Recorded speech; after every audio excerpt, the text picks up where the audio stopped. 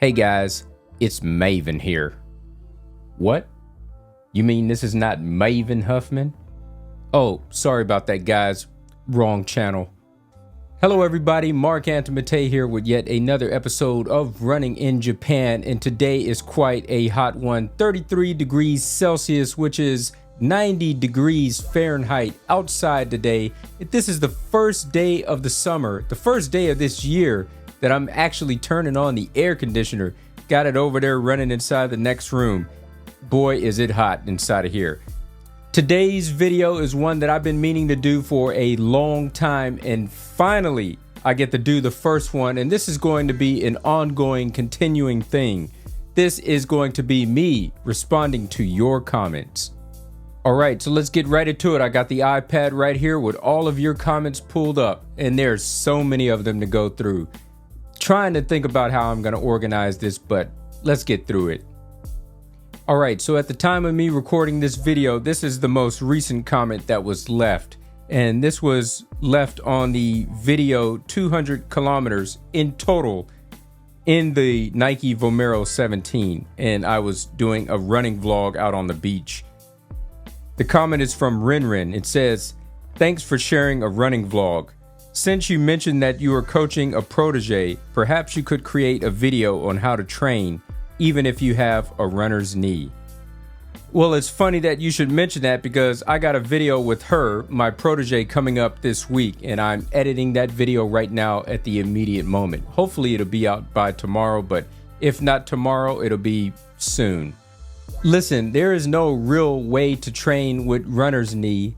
If you must train with runner's knee, I would definitely say just to go easy. That's the best possible answer I could probably give. But an even better answer than that would be to not run at all. When you have runner's knee, this is one of those time release injuries. It depends on whenever you fully recover is when you should start running again. If you are not fully recovered, I would highly recommend against running with runner's knee. Otherwise, you are never going to recover in full until you lay down the rest hours to recuperate. Now, for me, I had some very light runner's knee injuries inside of my running career. Sometimes I got by just waiting about 2 weeks and then coming back into the fold, and I was A-okay. But then there have been times where I had to wait about a good month to 2 months at maximum to come back. But they say it could take up to 8 months total, from 2 weeks to 8 months total. It all depends on you and how good you feel. So what I had recommended to my protege, I told her to just hold off on running for 2 weeks, come back, give it a trial day with an easy run, with a recovery run. And if you have no trouble with that, then you can continue running, but doing easy runs from there. I don't want you to get right into things and start doing intervals or tempo runs or an extremely long run that's like 30K, which is something that I just did this week, 20 miles, 32K, and then just get injured all over again, or get injured even worse than what it was the initial time. So it's best just to wait it out. And if you do get back into it, then you want to run as light as possible just to test the waters, and then you're slowly testing more and more, and you'll find out if you are ready or not. Now, this next comment was left on my most popular and most watched video on this channel, the best running shoes ranked. And this comment is left by Little Thomas 5056. "Can anyone tell me what's the difference between the Nimbus series and the Gel-Kayano series?" Well, that's a very easy question to answer. The Nimbus series is a cushion shoe, whereas the Kayano series is a stability shoe, but both from the same maker. This next comment is from my Nike Vaporfly 4 versus Adidas EVO SL video. And this one is from Pride 1 or Pre-1D. "Don't really see the point in comparing these shoes. One of them is a racing speed shoe and the other is a daily trainer speed shoe.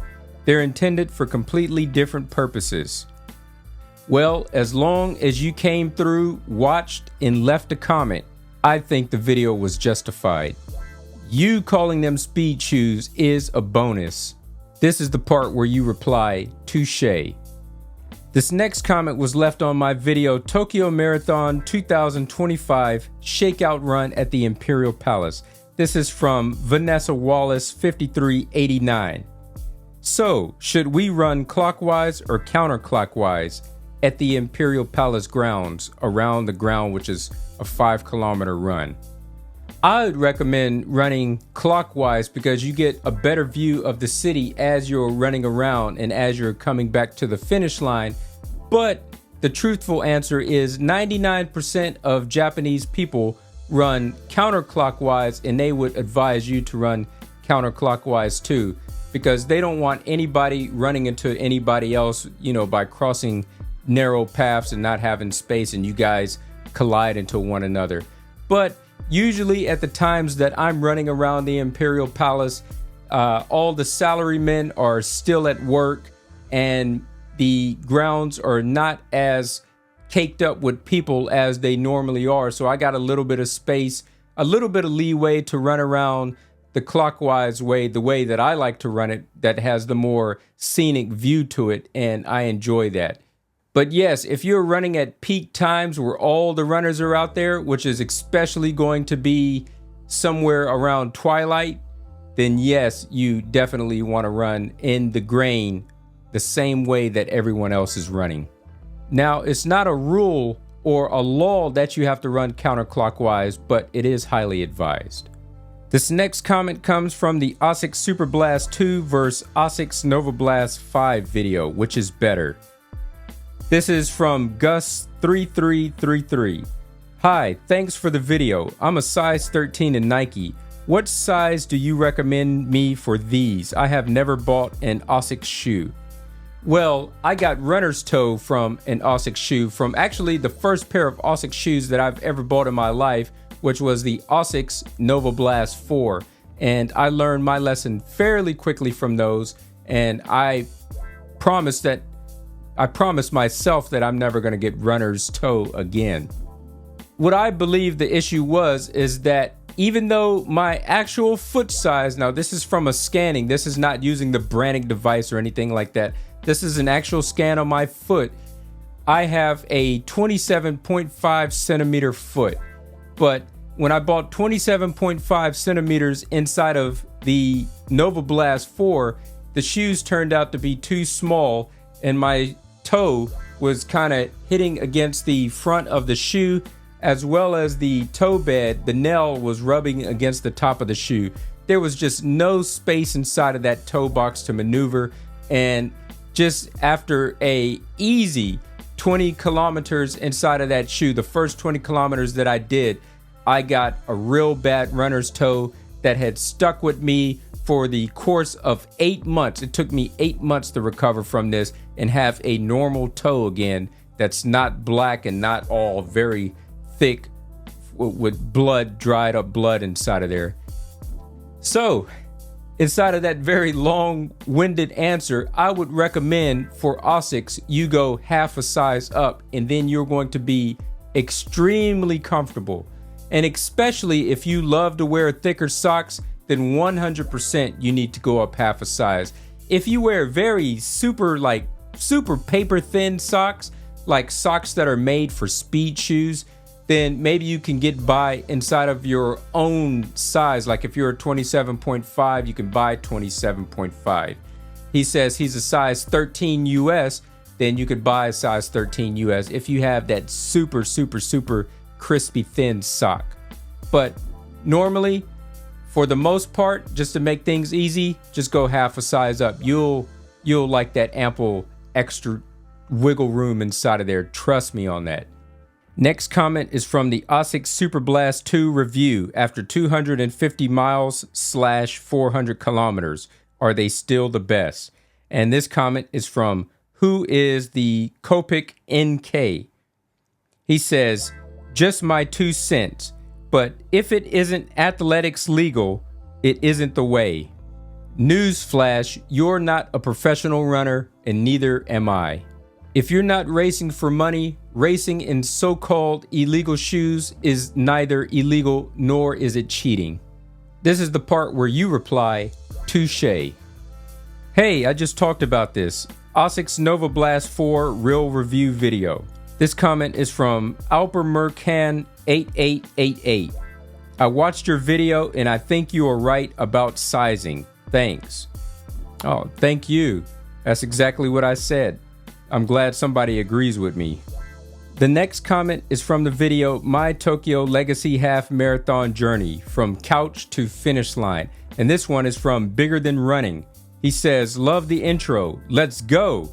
Now you got my attention. I'm here to stay.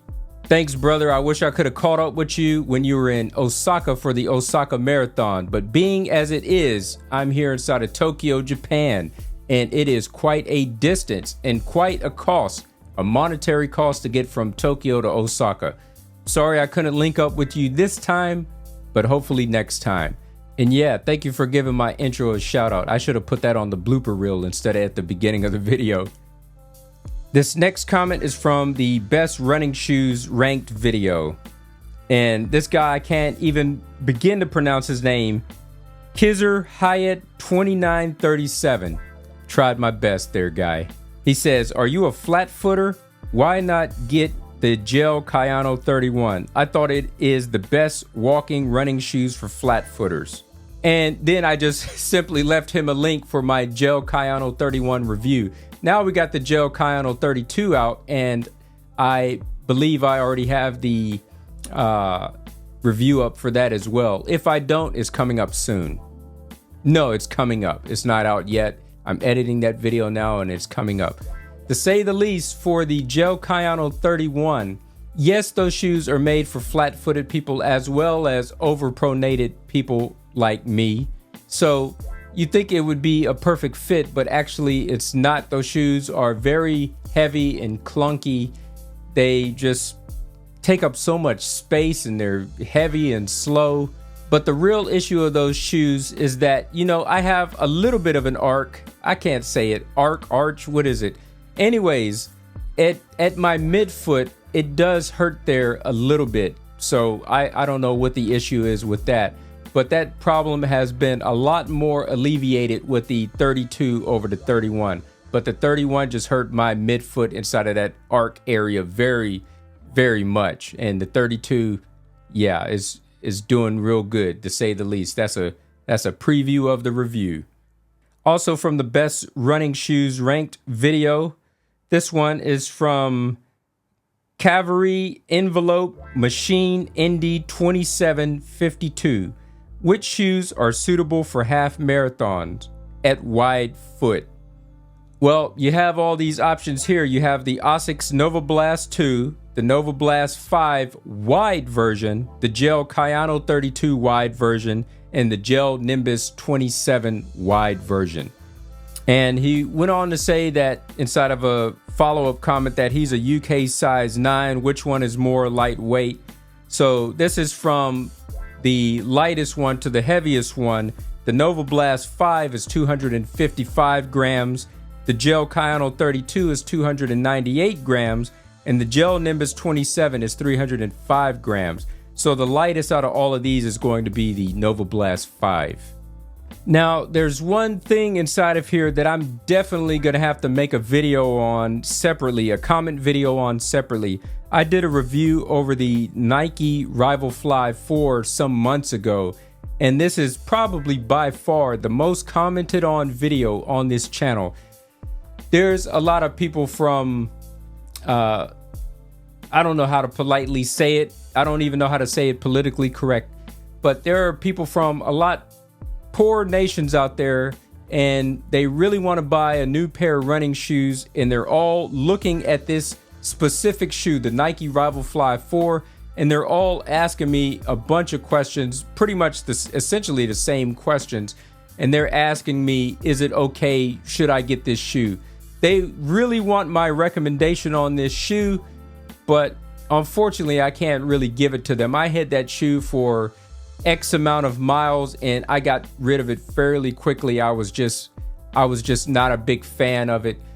If you could save up just a little bit more money than what those cost and just put down a little bit more money than what you would be paying for these, you could get so much of a better shoe from other brands, even from the same brand. If you just lay down just a little bit more, I would highly advise against getting that shoe. But to say the least, I'm gonna have to go to that video and I'm just gonna make a comment video in reply to all of the comments all on that video all together, because yeah, that was a good one.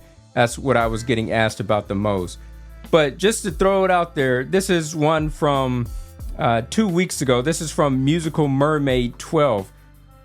He asked, or she asked, is the midsole soft? And I just answer, not really. All right, this might be my final one for today, guys. This is from the ASICS S4 Plus Yogiti Real Review video. And this comment is from Yolf Golf. And he wrote, ASICS, check. He put a little check mark.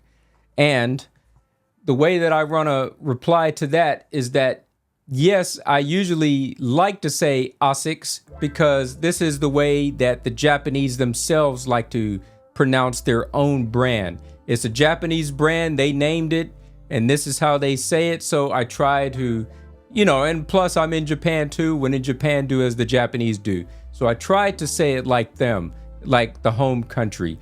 I know my American brethren out there, and even my people out inside the UK, my UK brethren, you guys love to say ASICS with the, just an A, but they usually say A,